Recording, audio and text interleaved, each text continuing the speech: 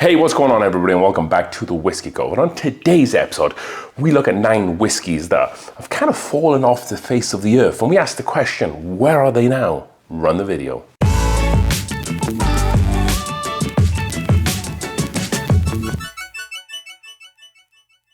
Alright then folks, thank you for joining us for another new and exciting episode of the Whiskey Cove, where we will be delving into 9 different whiskeys that you probably just don't see anymore. And we'll ask the question, kind of, where are they now? What kind of happened to them? And we'll see if we can get to the bottom of those questions. With that being said, if you haven't, go over to the Whiskey Cove's website, thewhiskeycove.square.site. The link is down below in the description, where you can purchase some premium glassware like this premium Glencairn inscribed with the Whiskey Cove on the front, as close to MSRP as we can get, to your door. Just love sharing the Whiskey Cove and just the branding, and you folks can kind of have a great glass to sip some excellent whiskey in. With that being said, let's dive head first into this list of 9 bottles. What do I have in my glass? It is a regular day of the week, so we are obviously drinking Early Times bottled in bond. There is no better whiskey for this occasion. First up, let's go with Baker's 7. Baker's 7 by the Jim Beam Distillery here. Bottle looks like that there. This is a seal bottle, and I don't want to open it because they don't make it anymore.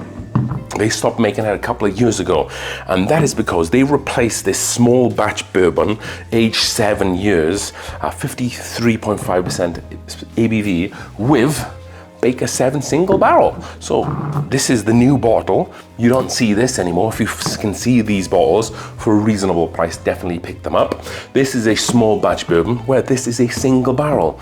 This is at least 7 years, and generally you'll find them a lot more than 7 years. For example, this is 7 years and 10 months, but I've seen them 10 years and 9 years. And when you get up to some higher years, they go into the Baker's 13 and 11 category. However, this is going to cost you around $50 to $70. Again, I've compared these 2 whiskeys, and I will say generally the Baker 7 single barrels are better. However, this is a single barrel, so they can maybe pick specific barrels and kind of pit it against this bottle of whiskey. However, this is a keeper. We're going to keep that on the shelf, but if you're wondering where this bottle went, they just turned it into Baker 7. Next on this list, we have the Old Forester Diamonds. So this is Old Forester Kentucky Straight Bourbon Whiskey, established in 1870, 86 proof, 43% ABV, America's first bottled bourbon. And as you can see, they call it the diamond because it has the diamond label here. So going back about quite a long time, about 10 years or so, they changed the design of this bottle. They wanted the bottle to kind of fall in line with the Old Forester Whiskey Row series. So they got rid of this and replaced it with this one. And yes, you probably guessed, judging by the ABV and proof, the Old Forester 86 proof bottle here. So this is supposed to be the same juice. You might be able to tell some differences, and that's probably just because of the subtle differences between different batches.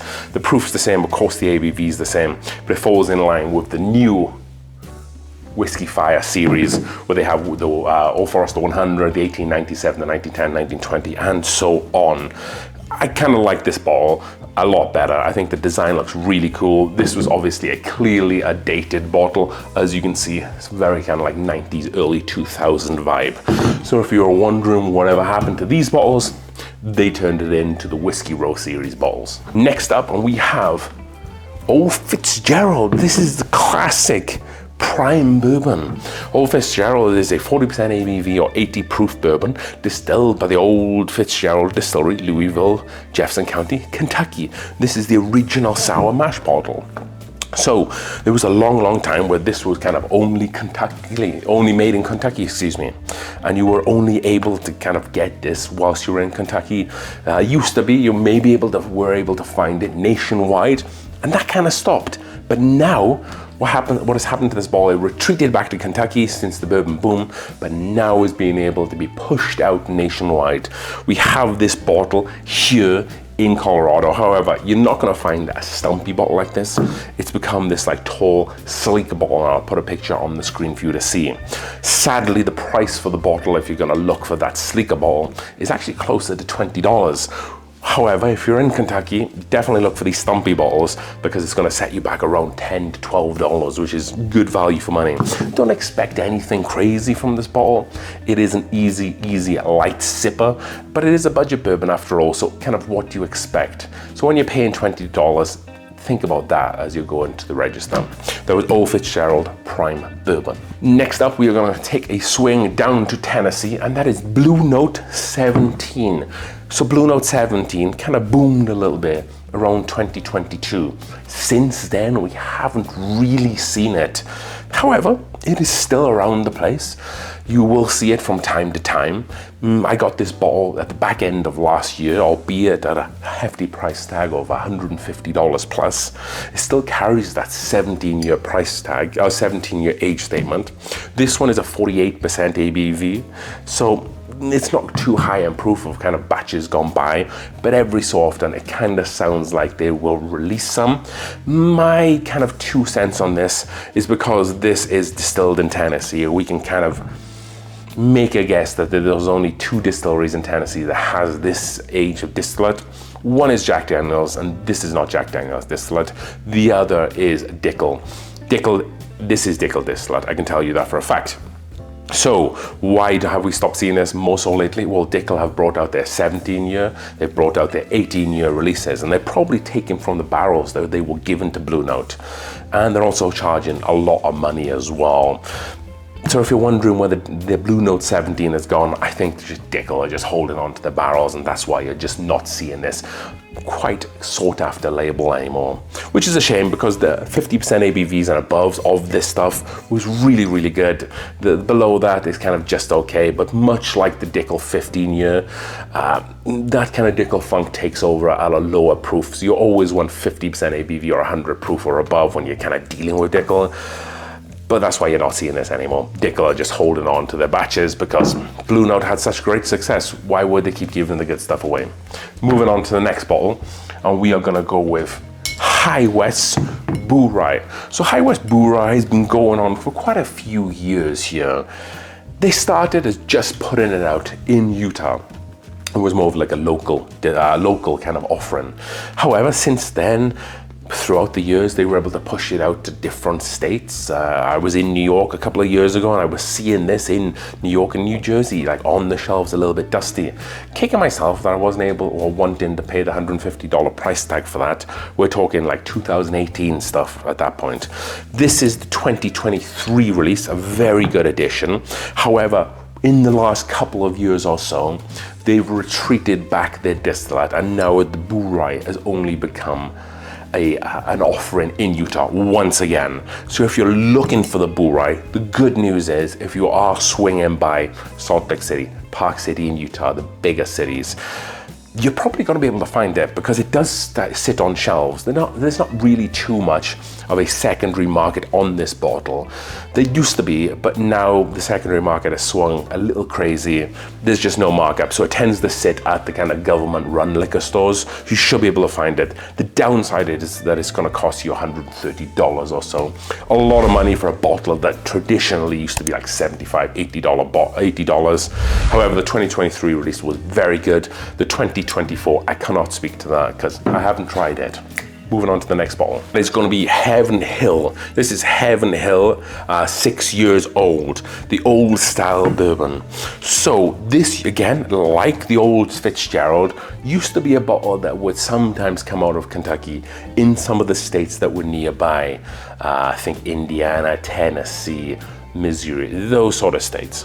However, in the last 5 years or so, it started retreating back to Kentucky with the bourbon boom, and it was not really to be seen that much. It almost became a little bit of an allocated item in Kentucky, and that's quite a ways to go for a budget bourbon.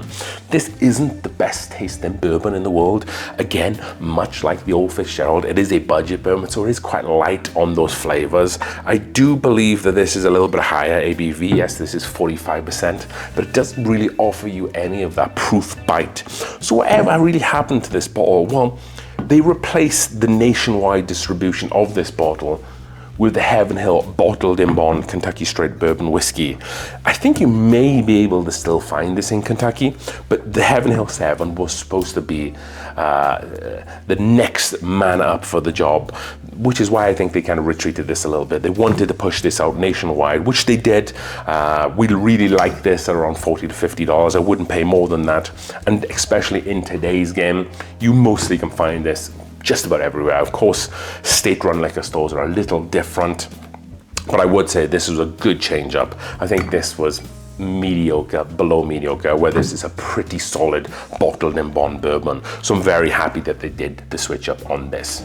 We have 3 bottles left here. Evan Williams single barrel. So there's a theme to some of these bottles on this list, and that is during this bourbon boom of the last 5 years, distilleries have had to hold or kind of zone in a little bit to the distillate because there was a bigger need for it and stuff was flying off the shelf, so they kind of brought it back to the motherland of bourbon, much like Heaven Hill did with the Evan Williams tag. The Evan Williams single barrel was distributed nationwide. Then the last 2 years, they stopped selling it around the nation and just solely released it at places like the Evan Williams Experience, the Heaven Hill Distillery, and some local places in Kentucky. However, in the last couple of months, it's been revised and pushed out nationwide. That's because I was able to purchase this bottle in Colorado. I started coming back to Colorado in the last couple of months here. Very happy. This bottle is almost 8 years old. The price tag has almost jumped a little bit. I was able to still score this for $35. The price tag notoriously used to be about $27. If you bring into inflation, probably it would be more closer to $35 right now. But I still see some places pushing that $40 envelope, which I think is a little bit unfair because this has always used to be a bit of a diamond in the rough that you could pick up and enjoy as like a daily sipper.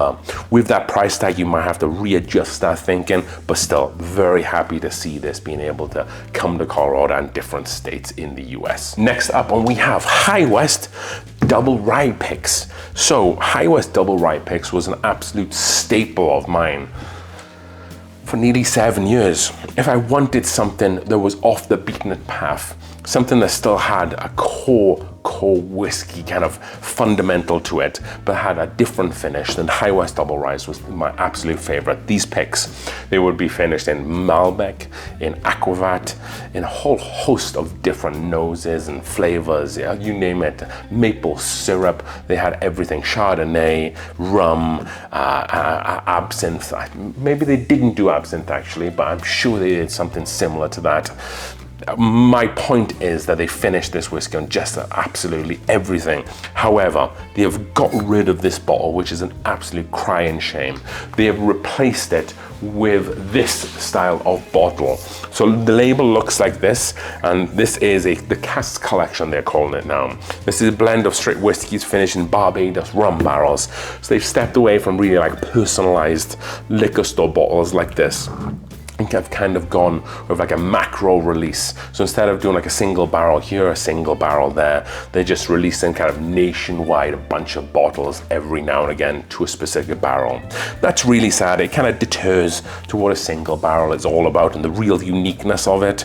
And with that as well came like a $15 to $25 price increase, which again is pretty sad as well. So if you're still able to find some of these old label double ryes, I would definitely advise picking that up, because it still probably has a lot of the aged MGP stuff, where some of the newer High West stuff, albeit sometimes are pretty good stuff, you kind of have to find a good bottle and a good barrel if you're lucky. But with the old stuff, everyone's just a banger. So definitely find the double rye, the old labels, if you can. And then lastly, back to the Heaven Hill Distillery, and that's because we are going to visit Elijah Craig Small Batch Single Barrel. So this is the single barrel kind of entry proof, the 94 proof of 47% ABV single barrel. So going back again 3 or 4 years ago, this was the single barrels that you got from Heaven Hill. You didn't see anything else outside of that. However, they kind of deviated from this, and then they switched it up to the barrel proof single barrels, which look a little something like this. So this is an 8-year, 135 proof of 67.5% ABV. So I felt like they stopped doing that because I haven't seen these bottles for like 3 years. So now they took over with these private barrels, and I'll truth be told, I didn't think that we needed these. Maybe a release here or there, but the market's been absolutely flooded with these. They're generally like 10% more in price compared to the A, B, and C barrel proof batches that they put out. So I really think there's still a market for these small batches. I'm kind of tapped out on these. I really enjoy drinking the B and the C batches, and I don't really have a need for these as much. I know there are viewers out there that really like to enjoy the different nuances with these private barrels, but I prefer this. This generally sat at the same price as a regular entry-level Elijah Craig. Didn't really stray from that, and we saw a lot of these that were 10 and 12 years, drunk, really favorable, and had some really great notes. So I would love to see Elijah Craig bring this bottle back, and you know, if they wanted to do these as well, there's probably a market for that too. But a lot of liquor stores here in Colorado are sitting on plenty of barrels of this, where they were able to get this off the shelves in record time, very, very fast. So hopefully you've enjoyed today's video where we've kind of talked a little bit about where have these whiskeys gone. A couple of really old runs and blasts from the past that people probably weren't thinking about. I would love to hear everybody's recommendations or questions, or maybe bottles that I've missed that are like, why the heck has that bottle gone? Maybe we'll do a part 2. But with that being said, I'm gonna go and hang out on the couch from my early times and enjoy the rest of the evening. So as we drink through the world's whiskeys, one glass at a time, cheers.